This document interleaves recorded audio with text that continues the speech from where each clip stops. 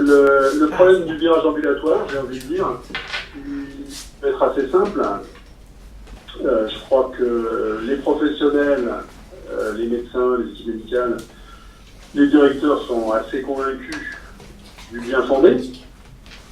Le problème, il est le lien avec la ville et les difficultés de plus en plus grandes qu'on a à avoir des médecins traitants autour des hôpitaux dans un certain nombre de territoires. Parce que ce qu'il faut avoir en tête, c'est que plus on fait d'ambulatoire, plus on rend vite à la ville, au domicile, les patients. Évidemment, l'objectif, c'est pas qu'ils reviennent le lendemain aux urgences ou dans le service, c'est qu'ils soient chez eux et suivis. Et du coup, en fait, on bute sur le fait qu'on a une vraie crise des médecins traitants. Dans la Manche, la CEPAM a fait un travail pour définir le pourcentage de gens qui n'avaient plus de médecins traitants.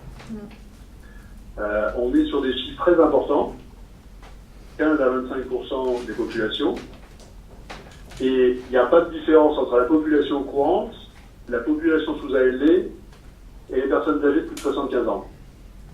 C'est-à-dire que même ceux qui en ont le plus besoin, aujourd'hui, ils n'ont plus de médecins traitants ou ils n'en trouvent plus.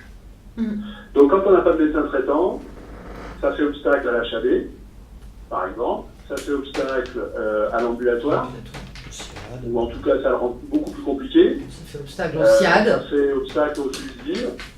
Voilà, Donc en fait, tout le système se grippe par ce biais-là. Donc du coup, la levée du numerus clausus, c'est une bonne chose de ce point de vue-là. C'est un développement.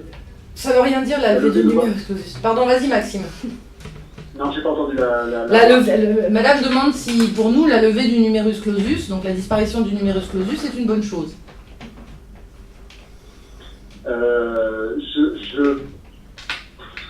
La levée du numerus clausus, je pense que c'est pas le sujet principal. Le sujet principal aujourd'hui, c'est que les études de médecine sont lessiveuses de gens sans doute brillants qui ne peuvent pas aller au bout.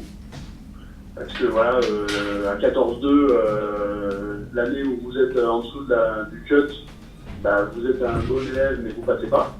Ça c'est le premier sujet. La deuxième chose, c'est qu'on apprend, on est encore sur un système de bachotage, d'apprentissage par cœur, alors que les études scientifiques montrent que 10 ans après la sortie des études, à peu près 80% de ce qu'ils ont appris a été remis en cause ou a changé en termes d'approche médicale, de traitement, etc.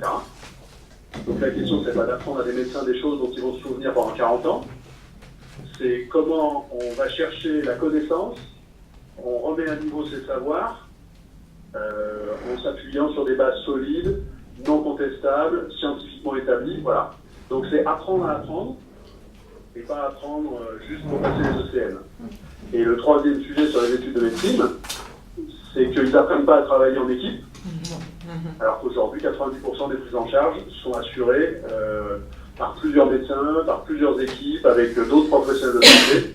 Voilà. Donc il faut tout revoir de fond en comble. Et le numerus clausus, c'est finalement, j'ai déjà pas une question annexe, mais pas la question principale sur la question des études de médecine.